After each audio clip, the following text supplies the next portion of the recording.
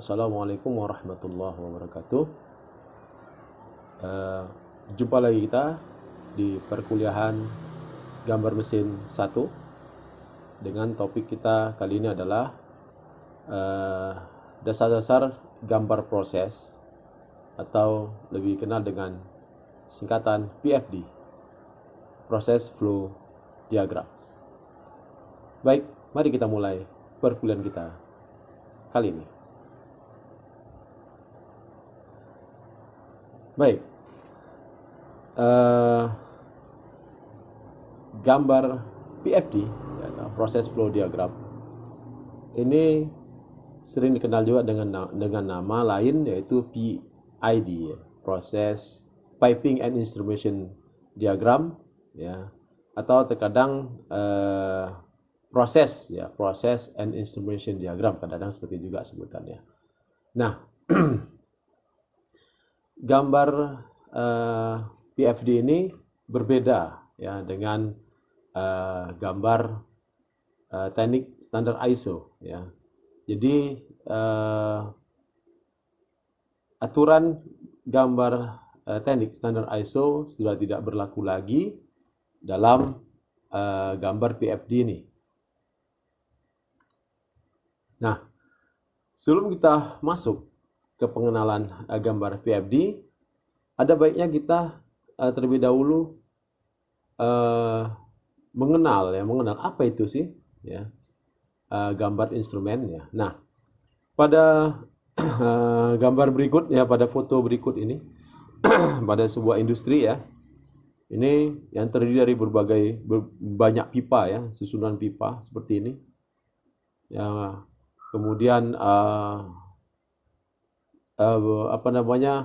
terdiri dari banyak tangki juga ya, dan masing-masing tangki nanti akan dihubungkan oleh beberapa pipa ya, dan pipa itu sangat banyak seperti ini ya. Nah, demikian juga seperti gambar yang kedua ini ya, di dalam suatu ruangan itu, dalam suatu lorong itu ada banyak pipa. Nah, tentunya untuk menggambarkan pemipaan seperti ini dengan menggunakan standar ISO ini akan sangat sulit sekali ya, sangat sulit, karena proyeksi tidak akan berlaku di sini ya. Berlaku pun hanya tidak keseluruhan ya, hanya sebagian saja. Nah, demikian juga untuk instrumen elektronika seperti ini ya. Nah, ini juga tidak akan bisa digambarkan dengan menggunakan gambar proyeksi. Maka diperlukanlah sebuah penggambaran yang lebih mewakili dari jalur pemipaan tersebut. Bila kita gambar dengan gambar piktorial atau gambar 3 dimensi seperti ini, juga bukan atau tidak memberikan penyesuaian, malah menambah kerumitan ya. Bayangkan 3 dimensi, jalurnya makin membingungkan kita ya. Nah, oleh karena itu maka muncullah gambar PFD seperti ini. Jadi kalau kita bandingkan antara gambar 3 dimensi dan gambar PFD, maka seorang operator atau seorang engineer akan lebih mudah menemukan jalur pipa dari suatu tangki ke tangki lain dengan menggunakan gambar PFD seperti ini, ketimbang dia melihat dari gambar piktorial seperti ini ya. Nah, kalau dengan gambar piktorial ini dia akan menebak-nebak ya, mana ya. Nah, tapi kalau dengan gambar PFD, maka jalur dari tangki satu ke tangki lain bisa ketahuan ya. Nah, jalur dari satu instrumen ke instrumen lain juga bisa ketahuan. Nah, itu. Maka itulah perlunya digambar secara atau kita mengenal gambar PFD. Demikian juga untuk elektronika. Kalau digambar dengan nyatanya ya, dengan alatnya langsung, maka seorang engineer akan sulit sekali menemukan jalur antara kaki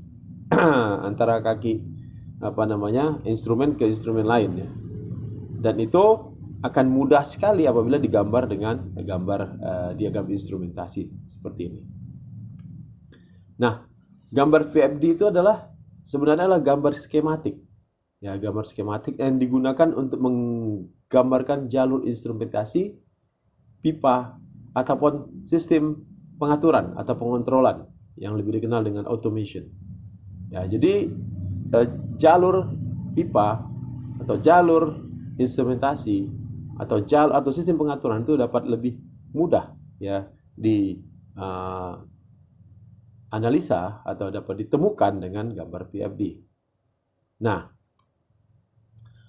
standar yang digunakan untuk gambar PFD itu tidak lagi standar ISO TC10, tapi standar digunakan adalah standar gambar ISA, ya, ISA S5.1, khusus untuk instrumentation symbol specification.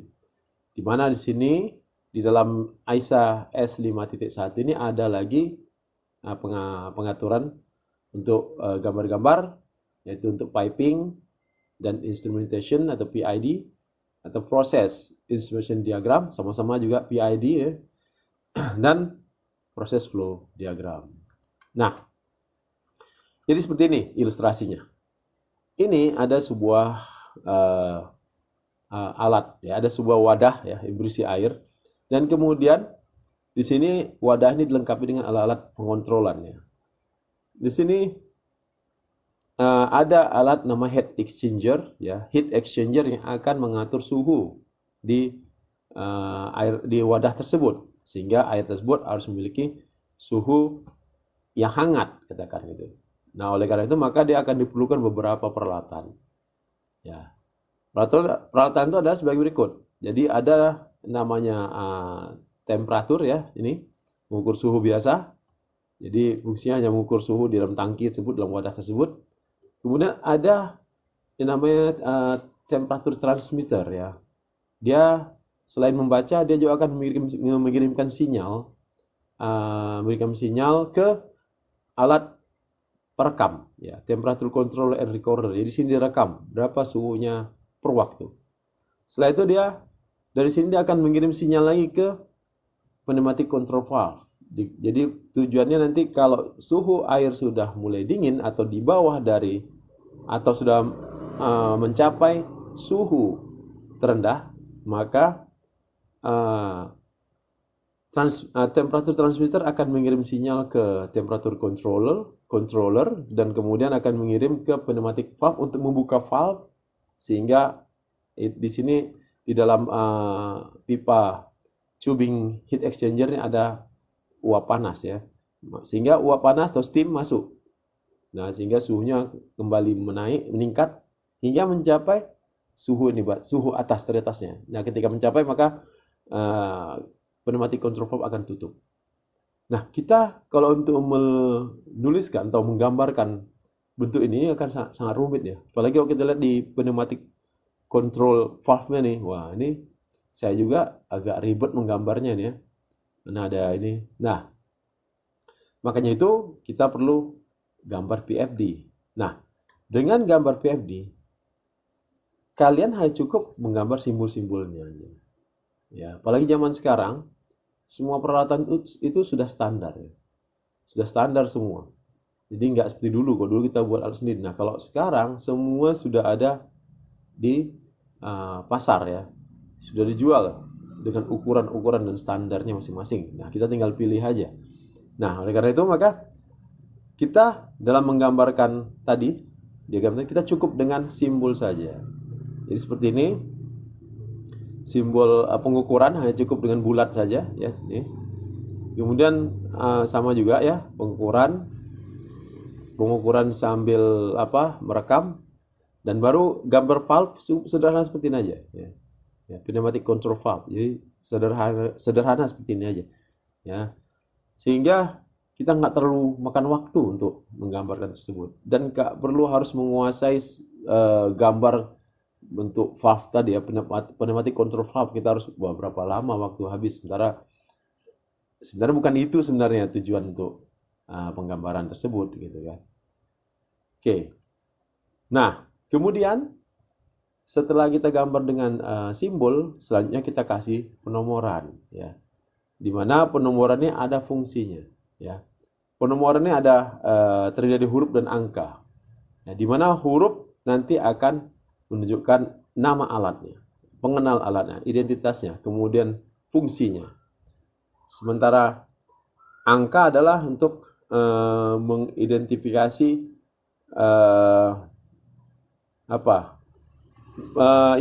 mengidentifikasi nomor berapa alat tersebut ya.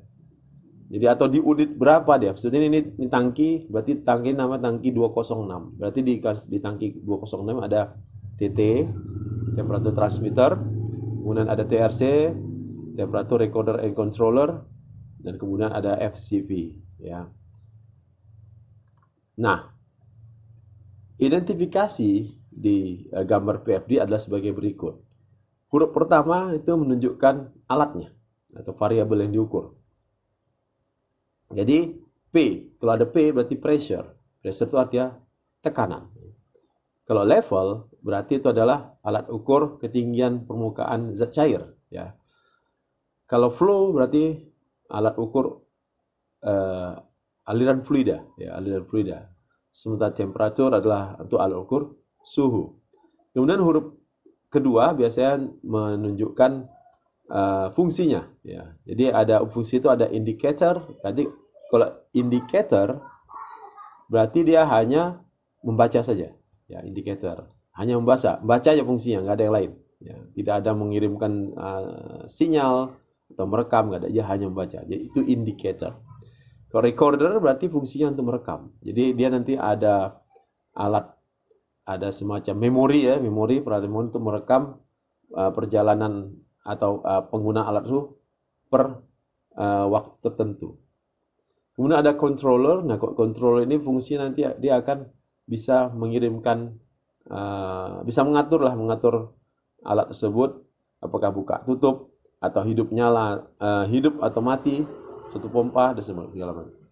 Sementara transmitter hanya mengirimkan sinyal saja. Dia mengirimkan sinyal saja. Nanti terserah sinyal itu mau diapakan oleh controller, itu nanti tergantung alat controllernya. Nah, jadi seperti ini nih kira-kira kalau lengkapnya. Ini wadahnya, ya wadahnya. Kemudian ada, ini kok ada dua sih Pak? Ya ada dua temperaturnya. Yang pertama, jadi dua ini fungsinya untuk membandingkan. Takutnya alat yang controller, yang transmitter rusak. Ya, jadi maka ada dua suhu diletakkan situ. Jadi kalau suhunya mendekati maka berarti alatnya masih bagus. Tapi kalau udah jauh, nah berarti harus dikalibrasi. Nah, di sini ya. Jadi kalau kita lihat di gambar ini lebih jelas di sini ya. Jadi suhu air di sini ya, kemudian diukur dengan temperatur transmitter dan juga oleh temperatur indikator TI. Nah, kemudian dari transmitter dia akan kirim kemari, dia akan rekam terus. Apakah suhunya sudah turun? Nah, ketika nanti suhunya turun, kemudian mencapai batas minimal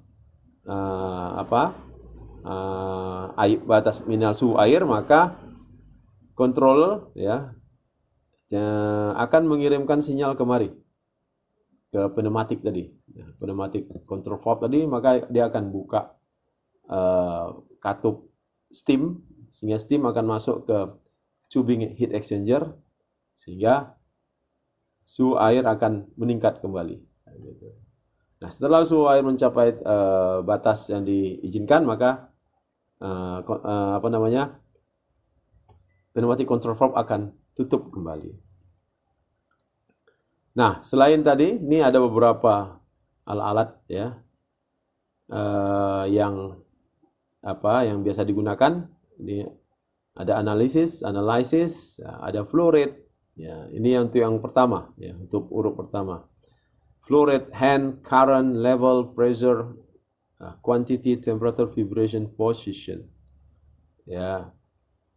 Nah, kemudian huruf berikutnya ada control, ada indikator, ya, ada switch, transmit, valve, damper, actuator. Nah, ini ya. Jadi kita nggak akan bahas ini ya, karena nanti kita kalau membahas ini kita nanti ada kuliah sendiri ini ya, kuliah pemipaan. Kita hanya bahas gambarnya aja ya. Tapi hanya perlu tahu aja kita kode-kodenya. Nah, ini contohnya. Jadi ada TI, temperatur indikator, jadi hanya membaca suhu aja. Nah, temperatur transmitter, TT, hanya mengirimkan sinyal. Temperatur recorder, merekam suhu. Kemudian temperatur controller, berarti dia yang akan menyuruh katup buka atau tutup. Kemudian ada LI. LI ini artinya level indikator. Berarti dia hanya membaca level aja, membaca tinggi air aja, ya, level indikator. Kemudian ada level transmit. Nah, level transmit, ya.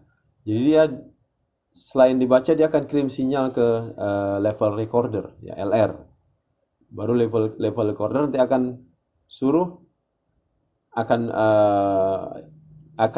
diteruskan ke level controller. Dari controller akan dia menghidupkan pompa air, ya, pompa air untuk pengisian. Biasanya ini di tangki boiler, ya, dan segala macam. Baik, dan segala macam ini bisa kalian cari di internet. Baik, kemudian ada makna lain di simbol indikator, ya, yaitu pertama, kalau dia tidak ada garis tengah, ini berarti posisinya berada di daerah dekat, ya, daerah dekat. Jadi tidak ada terlalu jauh, ya. Jadi mesti dalam satu side. Gitu. Nah, kemudian kalau dia ada garis ini tandanya posisinya berada di ruang kontrol. Kadang ada tuh di pabrik-pabrik dia alat ukurnya untuk alasan perawatan, alat ukurnya diletakkan dalam satu ruangan, ya. Namanya ruangan controller. Nah, itu maka nanti dikasih tanda garis. Nah, kalau jaraknya jauh-jauh, ya, antara satu desa ke desa lain atau bahkan antar provinsi mungkin, nah itu digunakan nih tanda ini. Ini tandanya berarti dia di luar pandangan. Berarti alat itu tidak ada di tempat. Gitu. Baik. Kemudian simbol sambungan, simbol pipa sambungan. Nah, kalau tebal ini berarti pipa, piping. Kemudian untuk proses, ya, proses garis biasa aja. Kemudian untuk sinyal elektrik itu putus-putus seperti ini, sinyal. Kemudian untuk pneumatik, sinyal pneumatik itu tadi yang untuk membuka pneumatic control valve tadi, ya. Itu dikasih seperti ini. Ya, garis, kemudian ada garis ini. Kemudian data link ini untuk internet. Internet dikasih seperti ini. Kemudian tubing ini pipa kapiler, pipa kecil, seperti yang kalau kalian pernah lihat atau pernah bongkar AC atau kulkas, itu ada pipa tubing kecil, ya, untuk fungsinya untuk mendinginkan ruangan, ya. Kemudian hidrolik, ya, hidrolik, sudah tahu lah kalian, ya, hidrolik. Nah, ditanda seperti ini, baru kemudian electromagnetic guided. Nah, ini contoh sederhananya, jadi, ya. Jadi ini alatnya, alat di lapangannya seperti ini, tapi ketika kita menggambar jadi seperti ini dia. Ya, kemudian ini ada tanda seperti ini, ya. Ini kalau kita lihat lagi, nah ini berarti tubing, ya, tubing. Kemudian ini adalah ini dia. Pneumatik, ya, pneumatik. Terus sampai kemari. Nah, begitu. Baik, kita lanjut lagi. Nah, ini contoh gambar PFD. Nah, kalau kalian perhatikan, ya, kalian akan cepat mengetahui arah proses dari diagram ini. Nah, itu dibanding ketika kalian menggambarkannya dengan gambar proyeksi, ya. Di sini selain gambar itu jalurnya tahu, kita tahu juga arahnya. Jadi kita perhatikan sini arahnya. Kita lihat nih anak panahnya, ya, anak panah. Dari sini kemari berarti kemari, dan kemari dan seterusnya. Baru kemudian dia akan balik lagi kemari. Nah, jadi kita tahu berarti prosesnya dari kiri ke kanan. Nah, inilah salah satu fungsi dari gambar PFD tadi. Jadi kita tahu proses itu kemana. Sehingga kita nggak sembarangan bongkar alat, ya. Jangan kalian bongkar alat ketika alat itu ternyata adalah merupakan alat utama dari proses tersebut. Ketika dibongkar alat itu mati semua pabrik. Ya, jangan, kita lihat dulu mana bisa di handle gitu. Jadi ngelihatnya di mana, dari PFD. Jadi kelihatan ya, di tangki ini ditarik oleh pompa, kemudian ini ada palep ya, ada katup, kemudian masuk kemari, ini strainer ya. Oh sorry ya. Kemudian dia masuk ke tangki sini, kemudian ditarik ke pompa. Nah, seterusnya masuk ke tangki ini, dari tangki ini baru ditarik lagi ke pompa kemari. Nah, balik lagi ke tangki ini. Jadi perjumpaannya di sini. Dari sini kemari jumpa kemari, ya nih. Di sini jumpa baru masuk kemari. Jadi antara sisa proses dengan proses baru campur di sini. Nah, gitu kira-kira. Ya, mudah-mudahan kalian bisa memahami. Setelah saya jelaskan tadi tentang apa itu gambar PFD, kenapa harus gambar PFD, dan kemudian contoh-contohnya tadi. Nah, maka sekarang saya akan menjelaskan bentuk dan ukuran dari simbol gambar PFD. Jadi ketika kalian menggambarkan gambar PFD, kalian tidak boleh sembarangan membuat simbol ya dengan ukuran yang suka-suka kalian, nggak bisa. Jadi sudah ada standarnya. Maka oleh karena itu maka saya akan jelaskan di sini sesuai dengan standar ISA S5.1. Baik. Pertama, anak panah ya. Anak panah, jadi satuannya ini semua dalam milimeter ya. Semua dalam 1 meter. Nah, anak panah ya ini menunjukkan arah proses ya. Itu dibuat dihitamkan dengan ukuran panjang anak panahnya 4 mili dan tingginya 3 mili dan dihitamkan. Nah, kemudian untuk katup, jadi katup bentuknya seperti ini, seperti kupu-kupu dengan panjang 10 mili dan tinggi 6 mili. Dan kemudian katup yang ada hand operate, ini artinya dikerjakan manual, manusia ya, hand operate, HO. Itu dia ada ini, ya ada sedikit tambahan dengan panjangnya, tingginya dari titik tengah ini ke atas 6 mili dan lebarnya 5 mili. Kemudian yang ini yang dengan mesin, ya dengan pakai motor listrik, ya. Nah itu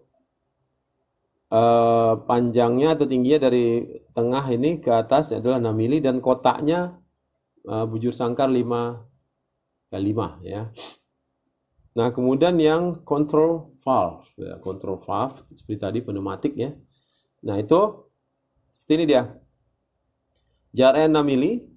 Nah, kemudian lebar 5 mili dan kemudian ada apa namanya? Lengkungan ya, lengkungan dengan R-nya adalah 3 mili ya, 3 mili. Kemudian globe valve ya, globe valve itu kalau kalian pernah gunakan ya, itu katup yang tuas ya, tuas. Itu globe ya, globe valve. Itu biasa di kamar mandi ya, biasa di bedroom kalian tuh biasanya ada. Nah, itu membuatnya atau ukuran seperti ini ya. Selain ini udah biasa, ini udah standar, kemudian di tengahnya dikasih bulatan hitam dengan diameternya 2 mili. Nah, biasanya penggunaan menggambarkan dengan kalian harus menggunakan mal ya. Jadi angka ya, huruf itu pakai mal angka huruf. Kemudian itu yang bulat-bulat itu jangan pakai jangka karena kecil sekali. Bagus pakai mal lingkaran.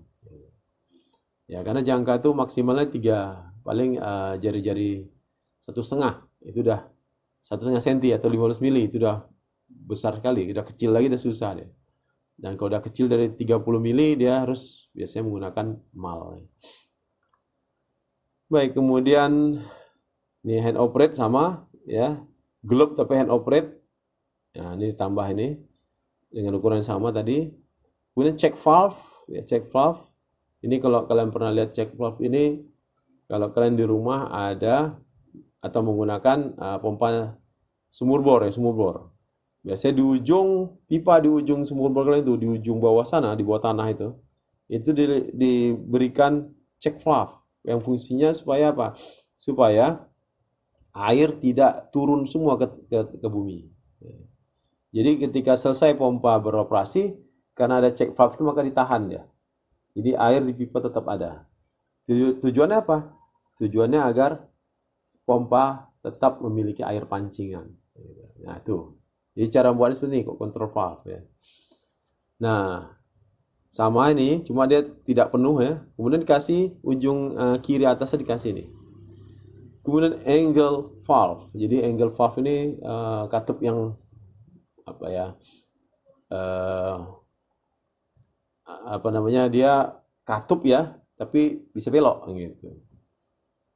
Beda dengan elbow, beda ya. Elbow bukan katup ya kan. Ini katup. Memang dua-dua ada kerannya dia.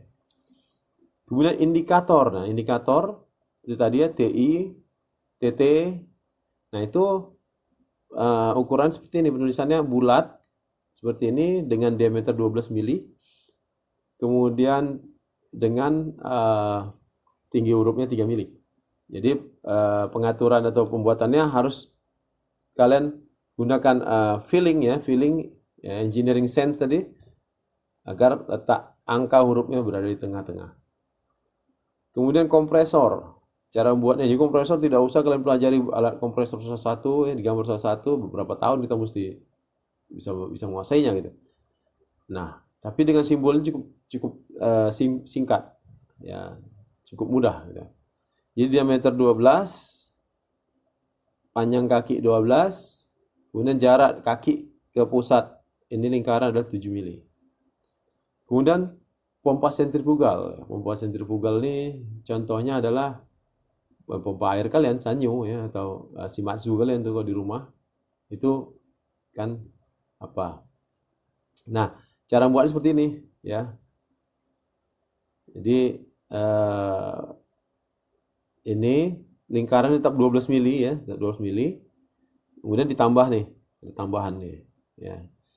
Nanti bisa kalian lihat lagi. Nah, kemudian untuk tangki walaupun seberapa besar tetap digambar sederhana aja. Standar yaitu panjangnya 70 mili, tinggi 100 mili. Kemudian di atasnya dikasih ini leher dengan panjangnya 20 mili. Kemudian ini tangki vertikal. Kalau tangki horizontal, ini tangki terbuka yang ini tangki terbuka. Kalau tangki tertutup, ya, kalau tangki tertutup biasa disebut dengan vessel, ya. Itu baik horizontal maupun vertikal punya ukuran seperti ini. Ya. Jadi panjang keseluruhan 120 mili, ada disk end-nya panjangnya 10 mili, dan kemudian dalamnya ada 100 mili panjangnya dan diameternya 40 mili. Nah, ini contoh. Nah, contoh gambar. Nanti kalian gambar seperti ini. Jadi letak gambar PFD-nya di sini. Kemudian di kertas A3 dan kemudian diletakkan kepala gambar. Ya, ini. Nah, ingat, gambar PFD tidak ada skala. Ya, nggak ada skala. Kenapa? Karena fungsi gambar PFD hanya skematik aja. Hanya menunjukkan peralatan, arah, gitu. Dan koneksi antar satu instrumen dengan instrumen lain. Jadi dia nggak ada pakai skala. Tapi ukurannya tetap seperti tadi. Ya. Ya, jadi ketika gambar PFD ini kalian skala tuh kosongkan aja. Ya. Baik, demikianlah perkuliahan kita kali ini, pertemuan ke-9 dengan topik kita adalah gambar PFD. Ya. Jadi semoga kalian bisa memahami apa yang telah saya sampaikan dan saya membuka diskusi bagi ada yang ingin ditanyakan bagi yang kurang paham. Baik. Setelah ini kita akan ada tugas ya, tugas gambar PFD. Saya akan berikan contohnya, saya akan berikan kasusnya, kemudian kalian akan menggambar dan seperti biasa nanti akan dikumpul dan akan dinilai. Baik, terima kasih atas perhatian kalian. Tetap semangat belajar. Billahi taufik walhidayah. Wassalamualaikum warahmatullahi wabarakatuh.